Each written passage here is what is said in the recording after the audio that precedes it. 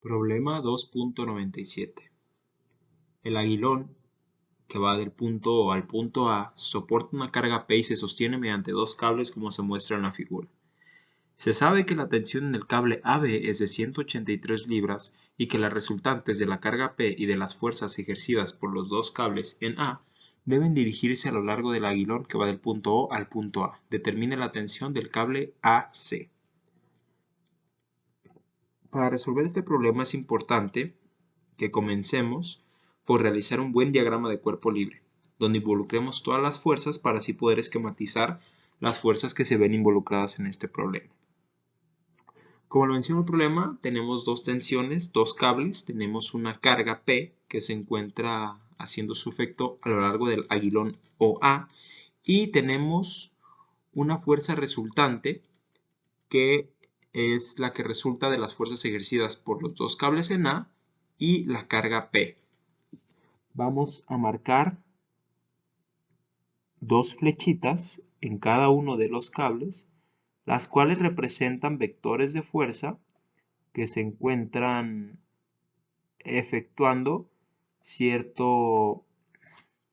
efectuando sus respectivas fuerzas para que el aguilón se mantenga en reposo, ya que como lo observamos tenemos una carga P y gracias a estos dos cables es que el aguilón no cae debido a la carga, se mantiene en reposo.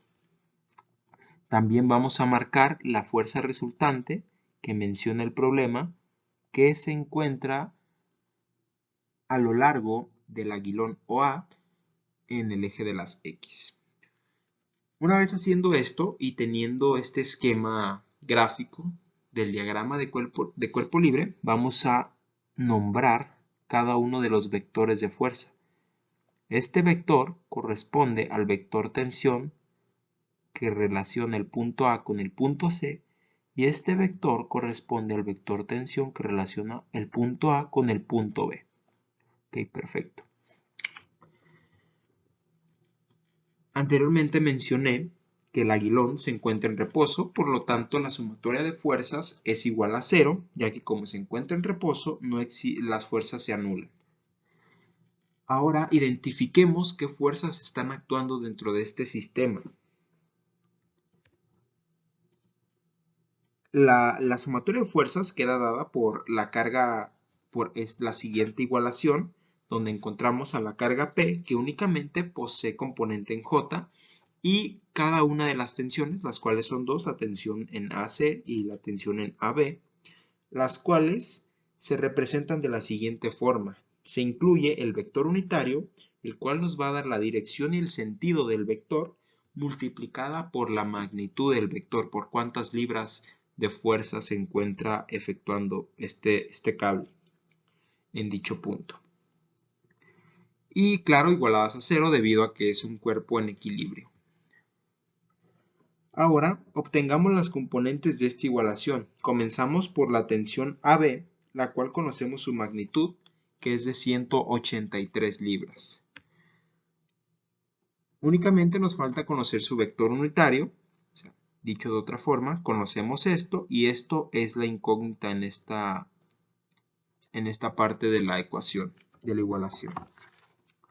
Para obtener dicho vector es necesario obtener el vector que nos relacione el punto A y el punto B, y para obtener este vector que nos relacione ambos puntos necesitamos efectuar una resta en la cual esta flecha nos es de mucha ayuda, ya que conocemos el extremo y el origen del vector. El extremo corresponde al punto B y el origen corresponde al punto A. Ambos puntos vamos a escribirlos de notación vectorial para realizar la resta y que nos dé en notación vectorial. El punto A se encuentra únicamente desplazado en el eje X, el cual corresponde a las Y's. Se encuentra desplazado 48 pulgadas, por lo cual las coordenadas en notación vectorial vienen dadas por 48y más 0j más 0k. El punto B, observamos que no encuentra ningún desplazamiento en el eje de las X, sin embargo sí posee un desplazamiento en el eje de las Y y en el eje de las Z, por lo tanto tiene componentes J y tiene componentes K, de acuerdo. Se encuentra desplazado 29 pulgadas en el eje de las J, en la componente J, perdón, y 24 pulgadas en el eje de las Z, correspondiente a la componente K, ambas positivas. Al realizar esta resta nos va a quedar extremo menos origen, nos va a quedar que el extremo es B menos A, restamos miembro con miembro de ambas notaciones vectoriales y nos queda el siguiente vector tensión.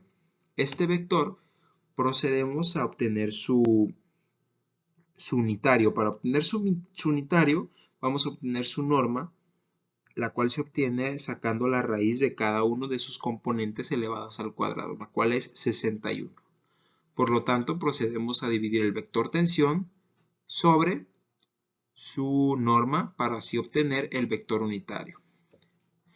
Importante recordar que la magnitud del vector TAB es 183 libras. Por lo tanto, haciendo caso a la igualación, debemos multiplicar el unitario por la magnitud de dicho vector. Por lo tanto, efectuando esta multiplicación, nos va a quedar la siguiente notación vectorial que corresponde a esta parte de la igualación. ¿Qué desconocemos? Nos queda conocer los datos faltantes de esta igualación, los cuales corresponden a el vector tensión que va del punto A al punto C. Igualmente que en el anterior proceso, vamos a obtener la notación vectorial de cada uno de los puntos y relacionarlos mediante esta relación de extremo-origen, en el cual el extremo se encuentra en el punto C, que viene dado por un desplazamiento de 25 pulgadas en el eje Y y un desplazamiento negativo en el eje J de 36 pulgadas. Por lo tanto, nos queda 0i más 25j menos 36k. Efectuamos extremo menos origen y nos queda la siguiente notación vectorial. Procedemos a obtener su norma y dividimos el vector tensión entre su norma. Importante mencionar que TAC no conocemos la magnitud del cable que relaciona el punto A con el punto C, por lo tanto es una variable más, una incógnita más. Así que simplemente se pasa como una variable desconocida y la representamos como un coeficiente que multiplica al vector unitario que ya obtuvimos. Procedemos a sustituir los valores obtenidos dentro de la sumatoria de fuerzas y en este punto es importante distinguir las componentes con su notación vectorial correspondiente. Al efectuar dicho proceso obtenemos tres sumatorias. ¿A qué me refiero con esto? Al obtener tres sumatorias me refiero a que tenemos tres tipos de componentes. Tenemos componente I, tenemos componente J y tenemos componente K. I, J y K. Perfecto. Al tener tres tipos de componentes, vamos a tener una sumatoria de fuerzas en X, una sumatoria de fuerzas en Y y una sumatoria de fuerzas en Z, correspondientemente a I, J y K. Comencemos por la sumatoria de fuerzas en X. Observamos que los componentes que tienen esta componente I es este y la fuerza resultante del aguilón. Aquí lo marca que las resultantes de la carga P y las fuerzas ejercidas por los dos cables deben dirigirse a lo largo de OA. Y OA se encuentra sobre el eje de las X, por lo tanto, esta también se considera dentro de la sumatoria.